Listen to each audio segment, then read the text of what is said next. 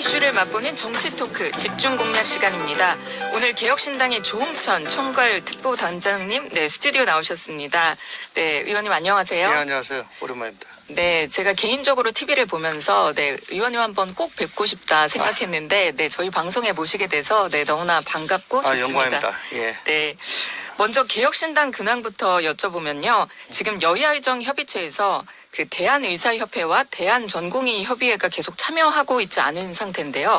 최근 개혁신당에서 두 단체랑 간담회를 가졌더라고요. 대한전공의협회가 먼저 제안한 간담회로 알고 있는데요. 네. 지금 두 단체 입장은 어떤 겁니까? 그런 거죠. 여야의정에서는 어쨌든 25년은 그대로 가고, 의료계에서는 26년 정원을, 네. 얘기하자. 정부는 26년까지 안 된다. 27년부터 얘기하자. 뭐 이런 건데, 이 의협이나 대전협은 지금 이런 식으로 하면은 내년도 신입생이 7,500명 정도가 네. 되는데, 그러면 이게 수업 자체가 안 된다. 그리고 이게 뭐 우리나라 안에서만 이걸 평가받는 게 아니고 또 그 세계적인 기관이 과연 네. 의학 교육이 정상적으로 이루어지고 있는가 계속 평가를 한대요. 그 평가에서 이건 뭐 낙제를 면할 수가 없다. 네. 그래서 어쨌든 수능도 이제 치렀고 그렇죠. 뭐 배는 떠났는데 네. 정원에 너무 얽매이지 말고 각 학교가 그 학교마다 그 사정이 있을 거 아니겠습니까? 하드웨어 구축이라든가 뭐 강사진 보강이라든가 네. 뭐 그 각자의 사정에 따라서 정원을 탄력적으로 모집할 수 있게 정원 범위 내에서 네. 그렇게 좀 재량권을 주자. 25년도부터요? 네네네. 그런 네. 의견인 것 같아요. 네. 이게 수능이 말씀하신 대로 이미 치러졌고, 그런 상황에서 그 정원을 탄력적으로 이렇게 모집하는 게 가능할까요, 학교에서? 물론 뭐 많은 그 반발이 있고 문제가 있는데, 우리 개혁신당에서는 어쨌든 이 사태 초기부터 계속 접촉을 해왔고, 의사들 의견을 수렴을 해왔고, 그래서 그 뜻을 또 전달을 하고 또 어떻게든 수렴을 하고 타협점을 만들기 위해서 노력을 했는데 정부는 그냥 2,000명 그리고 밀어붙였잖아요. 그러니까 지금 이 정상적인 교육이 안 되는 상황이니까 네. 당신들이 무리하게 강행했다. 그러면 집행력 있는 정부에서 대책을 수립하고 뭐 해법을 내놔라. 예. 특히 우리 당 허은하 대표 같은 경우에는 고 노무현 대통령의 검사와의 대화 같이 윤석열 대통령도 의사와의 대화 네. 막장 토론 그러니까 그 뭐라 그래요? 끝장 토론. 끝장 토론. 네. 끝장 토론을 해서 해법을 내야 된다. 그런 입장입니다. 네. 결자해지란 얘기죠. 네. 안 그래도 허은하 대표가 저희 방송에 나와서 계속해서 이제 테이블에 올려서 좀 논의를 하자 이런 말씀 계속 하시더라고요. 그렇습니다. 예. 그러니까 저희를 통해서 저희 개혁신당을 통해서 정치권과 계속 접촉하고 교류하고 그렇게 하고 싶은 모양입니다. 네, 알겠습니다. 이재명 대표의 위증교사 1심 선고도 한번 짚어보면요. 일단 정치권에서는 대체로 사법부의 그 판단을 존중한다라고 하면서도 특히 율사 출신 의원들 중심으로 판결 논리가 참 이상하다. 이게 받아들이기가 좀 어렵다. 이런 분석들도 있잖아요. 자연스럽게 2심 결과에 대해서도 벌써 이렇게 좀 전망을 하던데 검사 출신인 의원님의 의견도 한번 여쭤보고 싶습니다. 앵커께서도 뭐 법률가시니까. 네, 네. 근데 이게 잘 안 읽혀요. 판결문이. 그렇긴 하죠. 그죠? 네. 김진성의 일부 증언은 위증에 해당하고 이재명의 요청으로 위증을 했다. 네. 까지는 인정을 했는데 거기서 이재명 대표에게 위증의 고의가 인정되기 없다. 어렵다. 네. 뭐 검사가 제출한 증거만으로는. 그럼 뭐지? 그러면 김진성은 왜 그 위증해달라고 그런 뜻도 없었는데 그러게요. 왜 위증을 하고 네. 그 죄책을 쓰고 더군다나 그게 뭐 자기하고 무슨 관계가 좀 있는 일이라면 모르겠는데 자기는 이미 선거 캠프에 나가가지고 알지도 못하는 일을 자기하고 무관하고 득될 일 전혀 없고 네. 잘못하면 위증죄 책임까지 지는데 이걸 왜 이렇게 위증을 했지? 왜 있을까? 글쎄 네. 그 블랭크가 지금 들어가지가 않아요. 어쨌든 판례도 뭐 잘 아시겠지만 위증 교사의 그 판례를 보면 구체적으로 찍어가지고 뭐 요거 요렇게 하고 저거 저렇게 하고 이렇게 할 필요 없다. 그렇죠. 그냥 네. 방향만 얘기해 주면 된다. 그리고 교사한 내용하고 증언 내용이 다소간 차이 있어도 취지만 비슷하다면 뭐 상관없다. 뭐 그런 것까지 있잖아요. 네. 그래서 제가 주목한 부분은 변론 요지서를 주면서 이게 우리 생각이니까 네. 이거 참고해가지고 하라. 전 거기서 게임은 끝났다고 보거든요. 네. 예. 그러니까 방향은 대충 이런 거다. 예. 디테일은 내가 어떻게 그게 이 지사가 당시에 네. 그걸 붙잡고 한두 시간 동안 계속 얘기하겠어요. 네. 그러니까 여기에 맞춰달라. 변론 요지서가 그게 다 들어가 있는 거잖아요. 네. 근데 그 교부가 통상적인 방어권 행사의 범주로 네. 보인다. 변론 활동이라. 네. 그러면 앞으로 위증은 처벌 못 합니다. 네. 안 그래도 저희 변호사들끼리 얘기를 했는데요. 계속 증인이 만약에 모른다 계속 얘기를 했을 때 저희가 그럼 변론 요지서를 주고 한번 이제 생각해봐라 이렇게 얘기하면 이거는 통상적인 변론 활동으로 괜찮은 건가? 네, 이런 얘기들도 저희가 했거든요. 저는 뭐 처음에 녹취 한 몇 달 전에 녹취 듣자마자 변론 요지서 드릴게요. 그 게임 끝났다라고 생각을 했거든요. 네. 사실은. 예. 일각에서는 그러다 보니까 판사 성향에 따라서 이 판결, 재판 결론이 달라진다. 이런 말들도 계속 나오고 있는데요. 네, 의원님 생각은 어떠세요? 판사에 따라 양형이 들쑥날쑥한 거는 그건 뭐 어쩔 수 없는 거죠. 근데 네. 유무죄가 갈리는 건 좀 문제 아니겠습니까? 예. 법은 도덕의 최소치라고 그러잖아요. 도덕이 뭡니까? 양심과 상식이죠. 네. 그러면 상식에 맞아야 되는데 상식이 안 맞으면 그런 입법이나 판결은 수긍하기 어렵고 네. 또 공감을 잘 못 받죠. 이번에는 다들 이 뭐지? 네. 상식이랑 좀 어긋나니까 왜 영미법이 그 커먼로인데 네.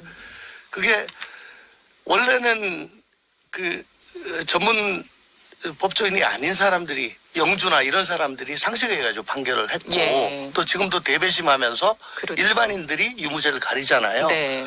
그러니까 상식에 따라 가지고 하는 게 커먼로거든요. 커먼센스 로입니다. 사실은. 네. 예, 조금 안 맞는 것 같아요. 사실 이런 경우라고 하면 그 김진성 씨도 무죄가 나와야 되는 게 아닌가. 네, 이런 얘기들도 있어요. 글쎄 말입니다. 난 네. 모르겠습니다. 도대체 이게 그러니까 읽혀지질 않아요. 네. 예. 판결문이. 예, 예. 네, 어찌됐든 이 무죄 판결이 난 이후에 민주당은 대여 또 대검 압박 공세에 불붙인 모양새인데요. 어제 김용민 의원이 검찰의 기소권에 대한 발언도 했는데 우선 한번 듣고 오시죠. 검찰도 묻지마 기소에 대한 사과와 항소 포기 선언을 해야 합니다. 검찰의 수사권 회수를 넘어 이제 보니 기소권도 민주적 통제 하에 두어야 된다라는 필요성이 크게 부각되고 있는 것 같습니다. 네, 말씀 들으신 대로 민주당 그 김용민 의원이 검찰은 그 이재명 무죄 선고와 관련해서 묻지마 기소에 대해 사과하고 또 항소 포기를 선언해야 한다. 검찰의 수사권 이렇게 회수를 넘어서 기소권도 민주적 통제 하에 둬야 할 필요성이 있다. 이런 말을 했는데요. 어떻게 들으셨습니까? 뭐 개딸들 그러면 안 되지. 강성 지지층한테 예. 환호를 받을 말이죠. 근데 그러면 검찰이 왜 필요합니까? 없애버리면 되지. 네. 그러니까 애초에 검찰개혁, 사법개혁의 방향은 수사권과 기소권의 분리입니다. 예. 그래서 한국형 KFBI를 만들어서 거기다 수사권을 다 주고 검찰은 기소를 하는데 항상 여기서 빠지는 게 있어요. 수사 지휘를 못 받겠다는 거야. 예. 수사권 독립. 예.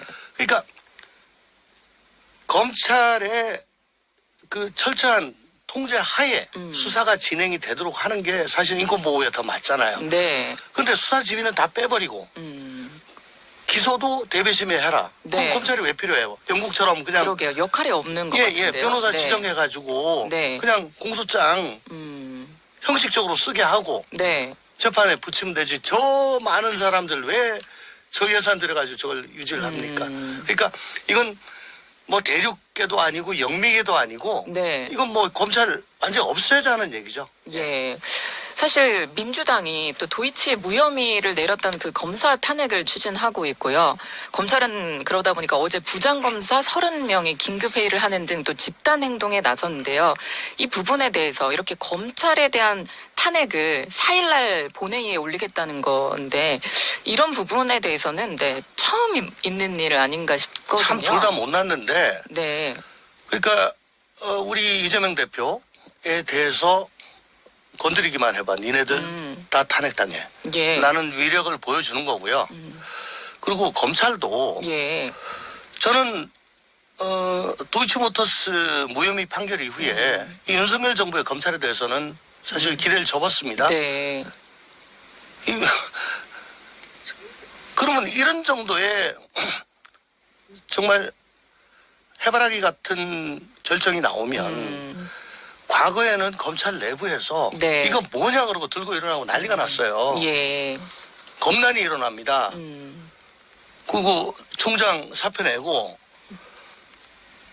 근데 요즘은 뭐 그런 게 전혀 없어요. 요번에도 부장검사 30명이 이걸 할 게 아니고 네. 적어도 중앙지검 검사 1동 정도는 해야죠. 아. 한 200 몇십 명이. 네. 이건 뭐 이 정부 내에서 어떻게 좀 부귀영화를 누릴 만한 가능성이 있는 사람들만 이번에 여기 들어간 것 같고 네. 검찰도 망했습니다. 내가 보기엔. 예. 한편 이제 또 민주당은 네, 특검에 대한 이제 또 공세에도 다시 불 붙이고 있는데요. 어제 또 김건희 여사 특검법에 이제 윤석열 대통령이 3번째 거부권을 행사를 했습니다. 당초 민주당이 이 재의결을 내일이죠. 28일에 이제 하겠다고 예고를 했었는데 다음 달 10일로 이제 미루기로 여야가 합의를 했습니다. 이에 대해서 민주당이 지금 여당이 어떻게 보면 당원 게시판 논란으로 이제 좀 서로 분열이 있다 보니까 조금 더 시간을 두고 그 분열을 이용을 해서 이탈표를 좀 더 해보자 이런 계산이라고 하던데 의원님께서는 어떻게 보세요? 글쎄요. 그 당계 가지고 싸우는 거는 당의 주도권 싸움, 헤게모니 싸움인 것 같고요. 네. 그래서 뭐 김옥균 프로젝트인지 얘기가 아닌지 난 나오죠. 모르겠는데 예.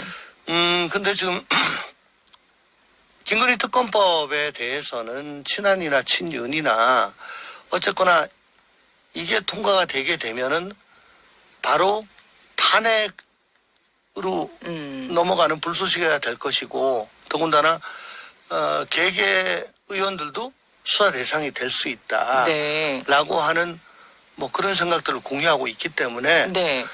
헤게모니 싸움하고는 조금 다른 것 같아요. 그래서 여기에 대해서는 아직 그렇게 예. 뭐 분열된다거나 뭐 이탈표가 8표 이상 나온다거나 하는 거는 기대하기 힘들 것 같은데 네. 참 민주당도 얄궂습니다. 어쨌든 뭐 180석 뭐 이렇게 갖고 있으니까 국회 의사 일정을 뭐 마음대로 정할 수 있는 건 알겠는데 네. 그때그때 자기네들 사정 꼼수에 따라 가지고 국민의 대의기관 일정을 갖다 늘렸다 뭐 땡겼다 뭐 넣었다 뺐다 마음대로 하는데 참 지켜보기 예. 참 안타깝습니다. 이 특검법에 대해서 하나 더 여쭤보면요. 지난번에 천하람 이제 그 개혁신당 원내대표가 말하기를 그 대법원장 같은 제3자가 공정한 제3자가 추천을 하면 괜찮지 않겠냐 이런 얘기를 했거든요. 그런데 이번에 그래서 민주당이 수정안을 낸 거다. 대법원장이 추천할 수 있도록 그러면서 근데 비토권이 이제 들어가다 보니까 제한 없는 비토권이 있는데 이거는 무늬만 제3자 추천이다. 이런 또 이제 반발이 있으면서 네, 거부권이 행사가 된 거잖아요. 이에 네. 대해서는 비토권이 없으면 안 되는 건가요? 글쎄요. 4명 정도 추천이 되면 뭐 100% 마음에 드는 사람이 어디 있겠습니까? 네. 상대적으로 마음에 드는 사람들이 2명 정도 있지 않겠습니까? 그렇겠죠. 네. 비토권 더군다나 이게 뭐 한 번 비토도 아니고 무한 반복 비토라고 하는데 그러면 로또 사가지고 내 번호 나올 때까지 지금 돌리는 예. 거하고 비슷한 거 아닌가요? 그거는 정말 적절한 비용. 그거는 복권이 아니죠. 예. 이어서 또 여쭤보면요. 지금 국민의힘에서는 이재명 대표에게 이제 장외 집회 더 이상 나가지 말아라. 방탄용 롱패딩 벗고 민생에 집중하자 이런 주장을 하고 있는데요. 일각에서는 민주당 장외 집회가 예상보다 효과가 덜해서 딜레마라는 분석도 있던데요. 앞으로 흐름은 어떻게 갈 것으로 보세요? 어쨌든 민주당이 이재명 방탄 단일대요. 이재명 유일체제, 개딸 전체주의를 벗어난 것 같다라는 인식을 주기 전까지는 8년 전과 같이 그렇게 촛불이 확불이 네. 붙을 것 같지는 않습니다. 왜냐하면 지금 대통령의 국정수행 지지율이 뭐 계속 20%에서 딱 갇혀가지고 있죠. 네. 거의 뭐 레임돌지나 데드덕 단계고 뭐 아무것도 할 수 없는 상황인데 이 대통령 리더십의 공백을 민주당이 제대로 메울 수 있을 것인가 그런 대안 세력인가 시대적인 과제를 떠안을 능력이 있는가에 네. 대해서 회의적이에요. 좀 더 정말 뭐 까놓고 말씀드리면 이거 탄핵해 가지고 혹은 하야시켜서 물리고 난 다음에 그러면 누가 들어오는데 네. 뭐 죽 서서 뭐 주는 거 아니냐. 내 삶이 뭐가 나아지는데 네. 우리 대한민국이 뭐가 나아지는데에 대해서 8년 전 탄핵 이후 학습 효과가 네. 있는 거예요. 2017년 87 체제를 깨고 2017 체제를 만들어서 네. 대통합의 길로 가야 되는데 적폐청산한다고 들쑤셔가지고 완전히 정치적 내전 상태로 지금 돼 있잖아요. 네. 같이 밥도 안 먹는단 말입니다. 일반 국민들이. 예. 그리고 노무현 대통령 트라우마, 박근혜 대통령 트라우마가 서로한테 있기 때문에 이거 같은 하늘 이고 살 수 없는 불구대천 비슷하게 지금 돼버린 상태예요. 네. 여기서 어쨌든 보수들은 8년 전처럼 그렇게 좀 맘 놓고 있다가 당하면 다 죽는다라는 네. 생각이 있기 때문에 중도가 중요한데 중도가 확 달라붙을 것 같지가 않아요. 네. 그러니까 맨날 뭐 말로만 뭐 민생이다 어쩌다 저쩌다 그러지 말고 네. 실제 행동을 해야 되는데 꼭 저 보면 뭐 무슨 영장 기각되고 나올 때 뭐 무죄 받고 나올 때 또 뭐 테러 당했다가 퇴원하고 나올 때 그때만 뭐 살리는 정치하자 뭐 네. 요번에 했던 얘기 네. 항상 그때만 반복이 되고 유죄 받고 나오면은 뭐 아주 또, 악담을 네. 퍼붓고 그게 많이 보이죠. 네, 정말 민생을 위한 정치 해주셨으면 좋겠는 바람입니다. 네, 정치 토크 집중 공략. 지금까지 개혁신당 조홍천 의원님과 함께했습니다. 오늘 말씀 감사합니다. 감사합니다. 더 벌써